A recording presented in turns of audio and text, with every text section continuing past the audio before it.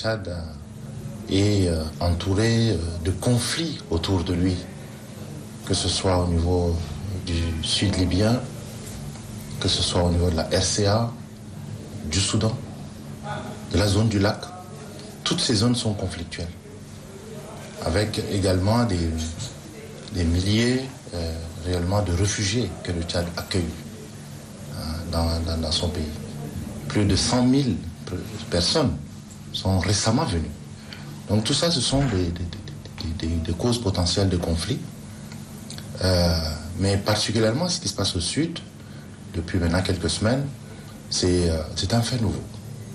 En ce sens que ce n'est pas ce qu'on appelle conflit inter- ou intracommunautaire, comme habituellement, mais ce sont des razzias qui sont organisés, qui sont planifiés et qui ont pour réellement dessein de mettre des villages à feu et à sang sans qu'il y ait une explication ou une raison politique valable directement ou ethnique. Donc ce sont des bandes armées qui sont pour la plupart à la frontière au niveau de la RCA, qui donc s'organisent et qui, avec les moyens rudimentaires, vont pour la plupart venir attaquer très tôt des villages, s'en prendre à des femmes, à des enfants. C'est, je pense, des actes ignobles qu'on peut qualifier d'actes terroristes. Et ils emportent tout ce qu'ils peuvent. Il y a un élément explicatif important qui est l'entente d'abord entre les deux chefs d'État, celui de la RCA et du Tchad, pour essayer de combattre ensemble, à travers des actions coordonnées, pour déloger ces bandes armées. Et je crois que cette opération conjointe a fait que certains, étant délogés de leur lit habituel, s'en prennent aux populations.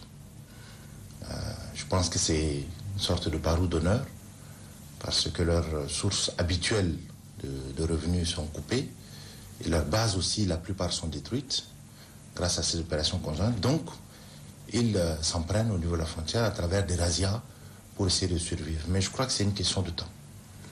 Et je voudrais d'abord vraiment en appeler au calme, parce que malheureusement, l'instantanéité des réseaux sociaux fait que chacun dit ce qu'il veut. Et sans forcément avoir de bonnes sources, sans avoir la véracité des faits. Donc il y a beaucoup de fake news, certaines malheureusement entretenues pour des raisons politiques et politiciennes. La question des morts d'hommes tchadiennes, quelles qu'elles soient, touche bien évidemment le gouvernement, qu'elle soit du nord, qu'elle soit du sud, c'est le même sang. Et sur cela, je crois que nous devons raison garder et trouver les solutions appropriées, communes. S'agissant de la riposte, elle est, pour le moment, le gouvernement n'a pas voulu énormément communiquer là-dessus, mais elle est massive. C'est une opération d'envergure qui est suivie par le chef de l'État lui-même, qui est donc au niveau de toute la frontière. Mais il faut reconnaître aussi que la frontière entre le Tchad et la RCA, c'est plus de 1100 km. Et donc, quel que soit le nombre, il faudra du temps pour essayer réellement de pouvoir finir avec ce phénomène. Et c'est l'objectif du gouvernement. Voilà. Donc, il y a un déploiement massif, une opération d'envergure qui est menée et un suivi rapproché de la situation pour éviter que cela arrive. Donc, il y en a eu quelques 2 ou 3 cas successifs, c'est 2 ou 3 cas de trop, et je crois que le gouvernement est engagé pour vraiment faire taire cela définitivement et ramener la paix pour permettre aux populations, dans cette période de saison de pluie, de revenir dans le calme à un certain nombre également d'activités champêtres et non pas qu'ils soient dans la psychose. Donc c'est vraiment l'objectif principal et je suis persuadé qu'on va y arriver.